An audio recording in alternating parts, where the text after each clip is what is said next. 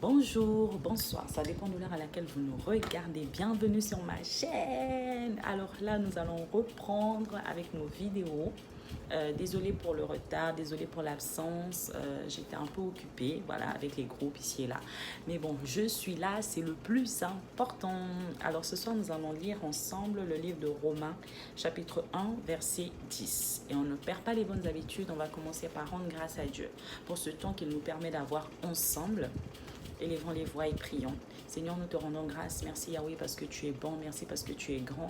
Merci parce que ton nom est au-dessus de tout nom. Seigneur, nous te recommandons ce temps de partage, ce temps de prière. Seigneur, que ta présence soit parmi nous et que ton onction, Seigneur, soit vue au travers de ce temps de partage que nous avons entre mes frères et mes sœurs. Que ton nom soit glorifié pour les siècles des siècles. Nous avons ainsi prié. Amen, amen, amen. Alors, si comme moi, tu es heureuse de me rejoindre, alors tu peux me dire un bonjour, un coucou en dessous au niveau des commentaires. Si tu n'es pas encore abonné, alors tu cliques juste à ta droite. Voilà, il y a le bouton s'abonner, tu t'abonnes. Alors comme je disais tout à l'heure, ce soir nous allons lire le livre de Romains, le chapitre 1, verset 10. Alors je lis au nom du Seigneur. Constamment, je lui demande d'avoir enfin, dans le cadre de sa volonté, le bonheur d'aller chez vous. Je désire, enfin le verset 11 dit, je désire en effet vous voir pour vous communiquer un désir, un don spirituel afin que vous soyez affermis. Alors là, c'est l'apôtre Paul qui parle aux Romains et on dit qu'il a constamment, il demande, donc il parle de Dieu, il demande à Dieu d'avoir enfin dans le cadre de sa volonté le bonheur d'aller chez les Romains. Amen. Amen, amen, amen. Alors ce soir, je voudrais qu'on puisse s'attarder sur ce petit verset de quelques mots, de 2 phrases, je pense.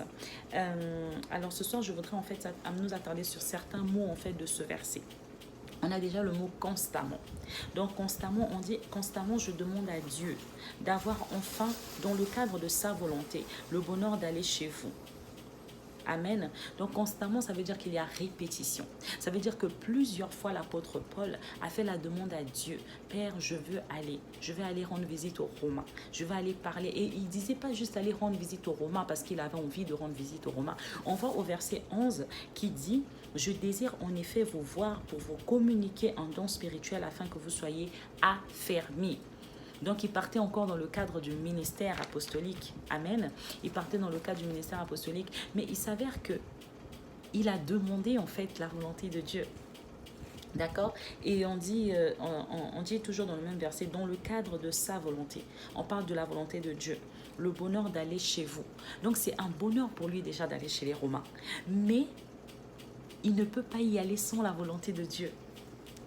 Sans la volonté de Dieu, il ne peut pas y aller. Et on dit qu'il a demandé constamment. Donc plusieurs fois, il s'est connecté à Dieu. Il a dit, Père, je veux aller rendre visite aux Romains.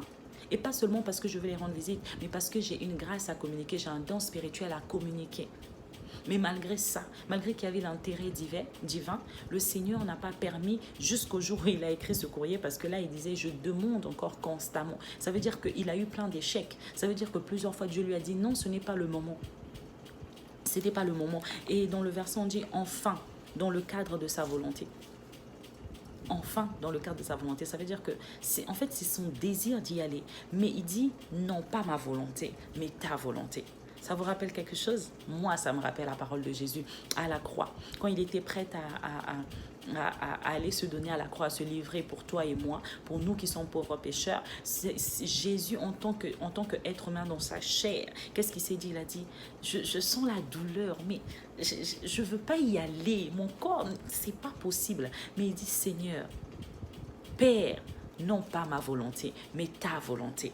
Et c'est ce que l'apôtre Paul est en train de faire. Il a dit constamment, j'ai envie en fait, je veux y aller parce que voilà, je veux partager, communiquer le don spirituel que j'ai. Mais je ne peux pas y aller comme ça.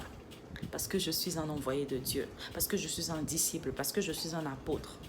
La question est de savoir combien de fois dans nos vies sommes-nous engagés dans des situations? Sommes-nous engagés dans des relations? Sommes-nous engagés dans des conditions ou encore dans des contrats de travail sans avoir demandé la volonté de Dieu?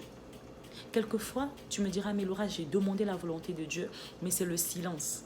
Je vais te répondre aujourd'hui en te disant constamment. Tu dois prier constamment jusqu'à ce que Dieu te répondra.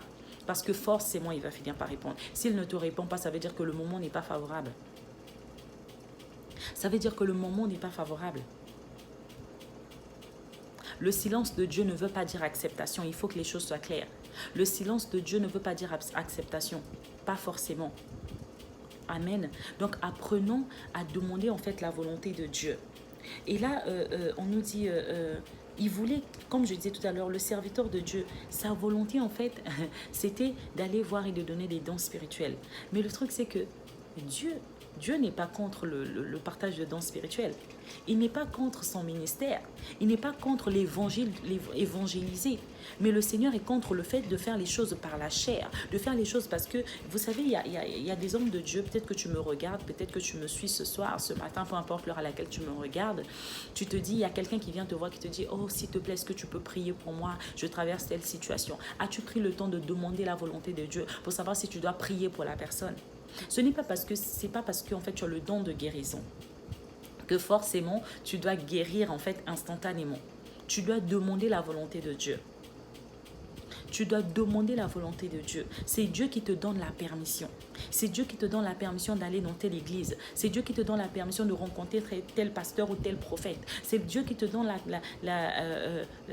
l'aval en fait pour être dans ce mariage. Aujourd'hui, tu es peut-être fiancé, mais as-tu pris le temps de demander à Dieu où est-ce qu'on en est? Est-ce que tu valides cet homme? Tu sais, il y a des critères des fois que tu as physiques. Il y a des critères que tu as, je veux qu'il soit comme ça. Et comme par hasard, tu tombes sur un homme pareil. Mais la question est de savoir, est-ce la volonté de Dieu? Parce que Dieu ne regarde pas au présent. Dieu regarde à ce qu'il attend demain. Dieu sait en fait quelle est la fin de ta course. Donc, il sait que pour la fin de ta course, tu as besoin d'une telle personne. Et que si tu regardes par rapport à tes critères, tu vas regarder dans 5 ans, dans 10 ans. Mais Dieu regarde même dans 50 ans. Dieu est capable de te révéler des choses qui vont arriver dans 30 ans, dans 50 ans. Il est capable de te montrer une faille dans une relation.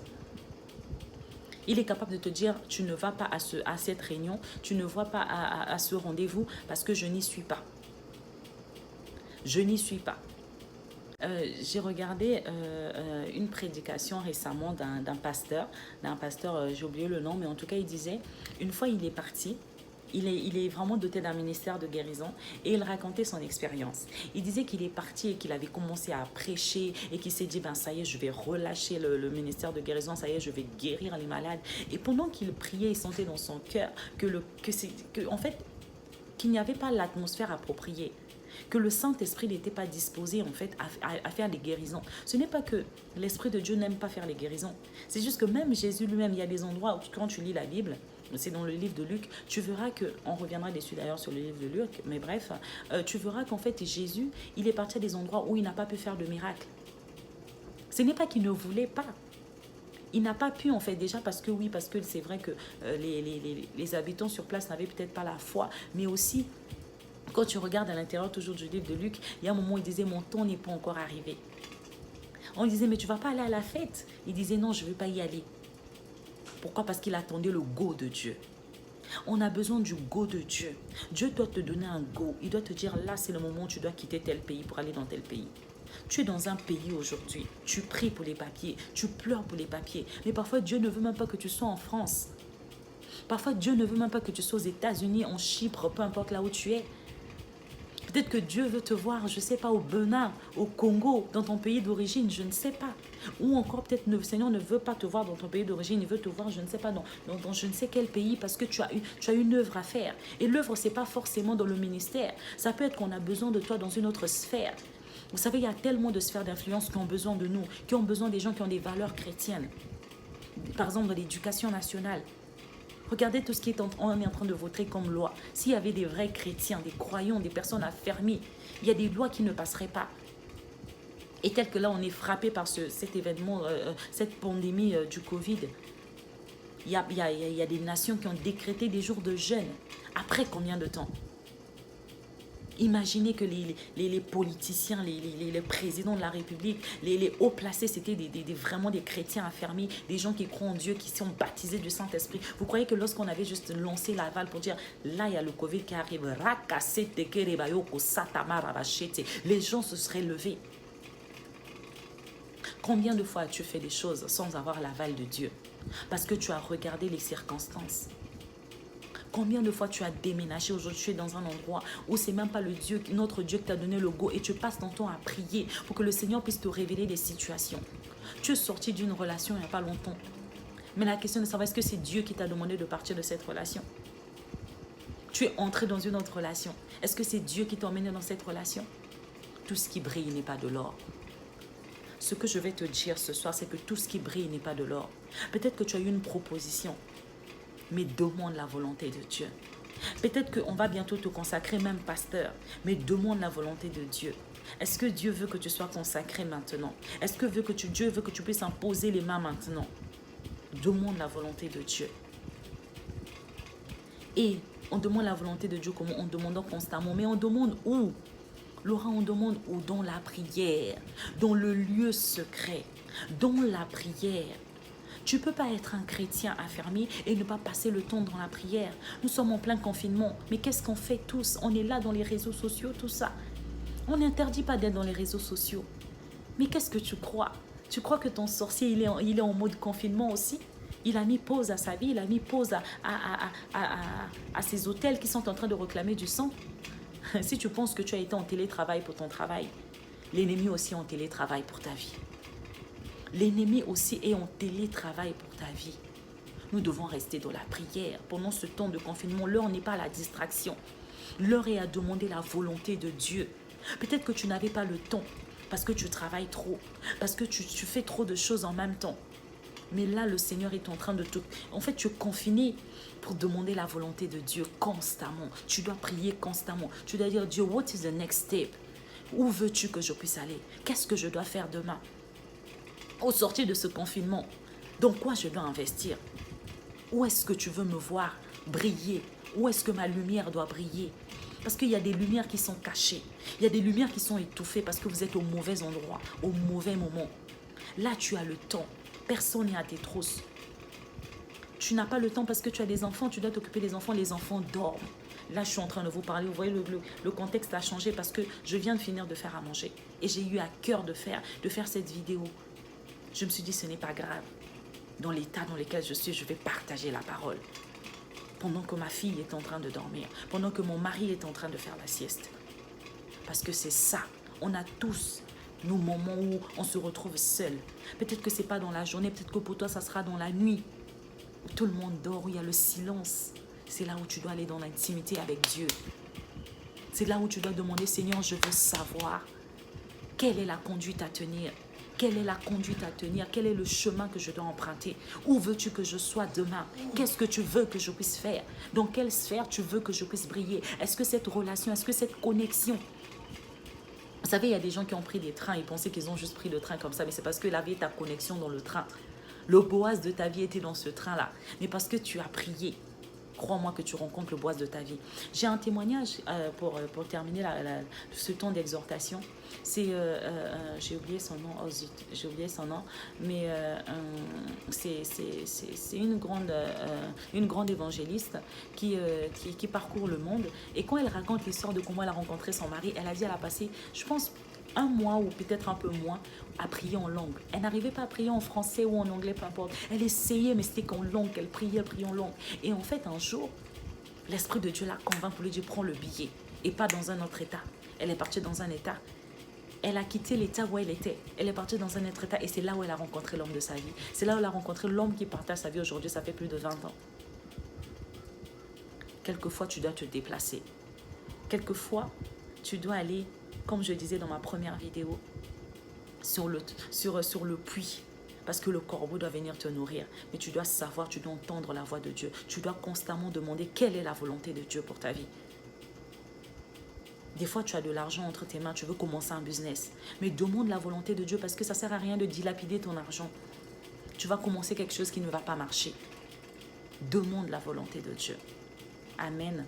Ce soir, je veux juste vous exhorter à ce que nous puissions prendre le temps chacun pendant ce temps de confinement de demander la volonté de Dieu, que ce soit toi, que ce soit moi, que ce soit toi, que ce soit moi qui suis en train de parler. On doit demander la volonté de Dieu parce que c'est la volonté parfaite et lorsque la volonté de Dieu s'accomplit, on marche constamment dans la victoire. Quand on est dans la volonté de Dieu, nous sommes dans la victoire. Il n'y a aucune tempête qui peut aller au-delà de toi. Et puis, ce que je veux juste rajouter vite fait, c'est que ce n'est pas parce que c'est la volonté de Dieu qu'il n'y aura pas d'obstacle. On a vu tout à l'heure, Jésus à Gethsemane, il a souffert. Jésus peut te dire, Dieu peut te dire, tu vas passer par le feu, mais le feu ne te brûlera pas. Il y a l'action à faire, c'est d'entrer dans ce feu-là et d'avoir la foi que le feu ne te brûlera pas. Il faut aller, il faut oser, mais il faut prier, demander la volonté de Dieu. Avec Dieu, tu peux sauter sans parachute. Et la confiance et la foi que Dieu va te relever. Il va te ramener à la surface. Meurs à toi afin que Dieu prenne la place et que Dieu fasse sa volonté dans ta vie et non pas la volonté des hommes ou encore ta volonté personnelle. Au nom de Jésus. Seigneur, je viens prier pour toute personne qui va écouter ce message. Toute personne qui sera connectée au son de ma voix, qui est peut-être en train de chercher une orientation ce soir. Je déclare maintenant, Seigneur, que dans sa vie, tu es en train de lui donner une orientation au nom puissant de Jésus-Christ, que ce soit par des songes, que ce soit par des visions, que ce soit par la lecture instantanée, Seigneur, de la parole de Dieu. Tu lui montres, Seigneur Papa, le chemin. Merci parce que ce confinement est un moyen, Seigneur Papa, d'entrer en contact et de savoir quelle est ta volonté. Nous allons prier constamment pour enfin rentrer dans ta volonté. Merci parce que tu es fidèle pour accomplir ta parole. Je te bénis pour toutes les personnes qui vont écouter ce message. Merci parce que tu ouvres les écluses des cieux en leur faveur. Que toute personne qui avait un problème au son de ma voix, Seigneur Papa, puisse avoir la solution au nom de Jésus-Christ. Que ce soit des problèmes d'enfantement, que ce soit des problèmes, mon Dieu, mon roi, de vie scolaire, là où il y avait des problèmes au niveau de la scolarité, Seigneur, tu es en train d'arranger au nom de Jésus-Christ. Les maux de tête à répétition, les fibromes, Seigneur, tu guéris au son de ma voix au nom de Jésus-Christ. Je déclare que l'onction du Saint-Esprit est en train de se répandre là où tu es et l'onction est en train de te toucher maintenant. L'onction est en train de te saisir. Tout ce qui était en train d'oppresser ta vie, maintenant l'oppression est en train de repartir vers la personne qui avait envoyé l'oppression dans ta vie au nom puissant de Jésus-Christ. Merci parce que, Seigneur, tu libères des vies ce soir. Au nom de Jésus-Christ, nous avons ainsi prié. Amen, amen, amen. Soyez bénis, que Dieu vous bénisse et on se dit à très bientôt. Bye.